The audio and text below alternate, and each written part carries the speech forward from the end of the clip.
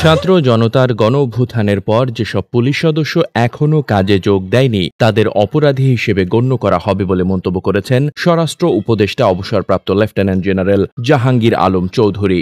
বৈষম্য বিরোধী ছাত্র আন্দোলনের সময় স্বৈরাচার হাসিনা সরকারের মূল হাতিয়ার ছিল এই পুলিশ বাহিনী। এই বাহিনীকে দিয়েই হাসিনা ছাত্রদের হটানোর চেষ্টা করেছে বারবার। পুলিশ নির্বিচারে গুলি চালিয়েছে নিরীহ ছাত্র থেকে শুরু করে আম জনতার ওপর। হাসিনা দেশ ছেড়ে পালানোর পর থেকেই কর্মক্ষেত্রে যোগ দেয়নি অসংখ্য পুলিশ সদস্য। ঠিক কতজন পুলিশ সদস্য এখনও কাজে যোগ দেয়নি এমন প্রশ্ন করা হলে স্বরাষ্ট্র উপদেষ্টা বলেন 187 জনের মতো ছিল। এরপরে মনে হয় আর কেউ যোগদান করেননি। যারা যোগ দেননি তাদের আইনের আওতায় আনতে হবে। তাদের আমরা পুলিশ বলবো না, তাদের অপরাধী হিসেবে গণ্য করা হবে।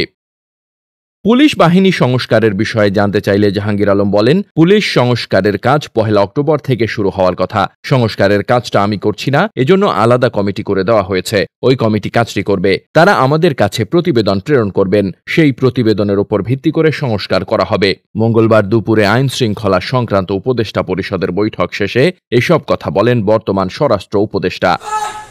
Desk report, বার্তাবাজার।